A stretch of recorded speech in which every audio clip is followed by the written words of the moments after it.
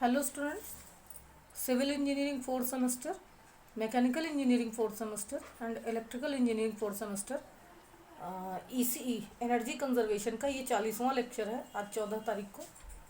मुझे याद आया कि 9th यूनिट जो होगी 9वीं यूनिट उसमें सिर्फ एक ही पैटर्न के 5-6 क्वेश्चन बनते हैं जो आपको नहीं पढ़ाया गया है। वैसे वो हमारे respected Indresh sir and Abhishek sir आपको बेटर समझा सकते हैं और इलेक्ट्रिकल वाले तो वो क्वेश्चन बिना पढ़े भी सॉल्व कर सकते हैं, बट मैकेनिकल एंड सिविल वाले नहीं कर पाएंगे तो उनको समझाना पड़ेगा। फिर भी तीनों को मैं कह रही हूँ, electrical engineering and civil engineering and mechanical engineering को।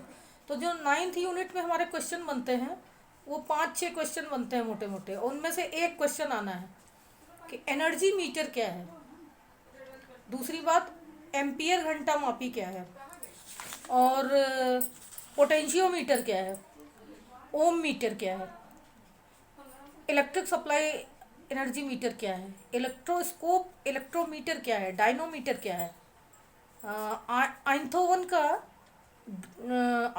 का डोर धारा मापी, डडेल का oscillograph, ammeter AMMETER, voltameter, cathode किरण दोलन लेखी इत्यादि ये कुछ एक मीटर हैं इनमें। और ये प्रत्यावर्ती धारा ऊर्जा मापी, dynamometer, water meter, multimeter, tangent galvanometer, ये सब जो मीटर्स हैं हमारे, इसी पे पूरा एक चैप्टर है 9वीं यूनिट में। इनमें से इम्पॉर्टेंट जो है वो एनर्जी मीटर है। वैसे कुछ भी पूछा जा सकता है, देखिए एक एनर्जी मीटर से पूछा जाएगा और एक आपका वाटर सप्लाई से रिलेटेड कोई भी मीटर पूछा जा सकता है, तो इस पर हमें ज़्यादा फोकस करना है। तो आज हम बात करते हैं एनर्जी मीटर की। तो हमारा क्वेश्चन बनता है कि एनर्जी मीटर क्या है, इसको समझाइए। और इसमें एक और बात है कि हो सकता है कि इसका डायग्राम पूछ ले, तो डायग्राम आप मेरे पास यहाँ तो बुक नहीं है, और मुझे टेक्निकली जो हमारे रिस्पेक्टेड इंद्रेश सर हैं एंड अभिषेक सर हैं, ये लोग आपको डायग्राम समझा सकते हैं मेरी अपेक्षा ज़्यादा अच्छी तरह से। थ्योरी में आपको बता दे रही हूँ। तो एनर्जी मीटर क्या है, हमारा ये क्वेश्चन है। एनर्जी मीटर को इलेक्ट्रिसिटी मीटर या ऊर्जा मापी मीटर कहा जाता है। यह उपकरण विद्युत ऊर्जा की माप के लिए प्रयुक्त होता है। एनर्जी मीटर प्रायः किलोवाट आवर में कैलिब्रेट होते हैं।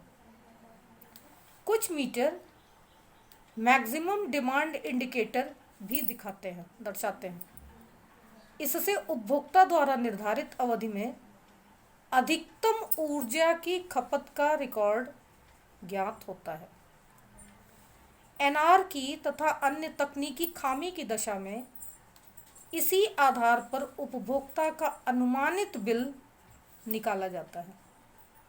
व्यावसायिक संस्थानों में ऐसे एनर्जी मीटर भी लगाए जाते हैं जो पीक लोड होने पर, यानी अधिकतम लोड होने पर, स्वयं लोड को काट देते हैं, यानी ऑटो कट कर देते हैं।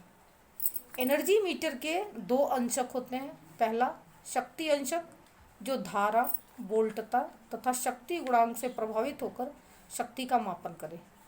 दूसरा काल अंशक, जो निश्चित अवधि में मीटर का समाकलन कर ऊर्जा का मापन करा सके।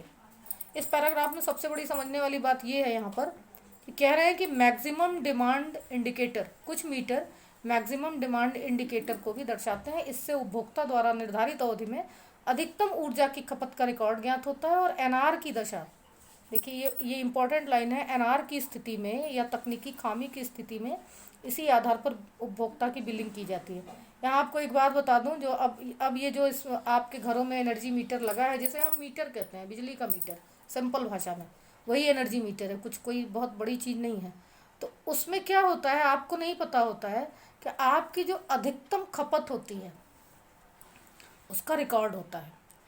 जब कभी एनआर यानी नॉट रीडिंग, एनआर की स्थिति आती है। एनआर की स्थिति कब आती है, जैसे आपका मीटर ख़राब हो गया, मान लीजिए 3 महीने से आपने विभाग को सूचना नहीं दिया और विभाग को पता चला 3 महीने बाद, तो उन 3 महीनों का एनआर बिल आएगा आपका, नॉट रीडिंग यानी एक अनुमानित बिल। तो उसमें आपके मीटर में ये देखा जाएगा कि आपका कि अधिकतम खपत क्या थी एक महीने में, कब थी, उसी अधिकतम खपत को मानक मान के और आपका बिल 3 महीने का निकाल देंगे।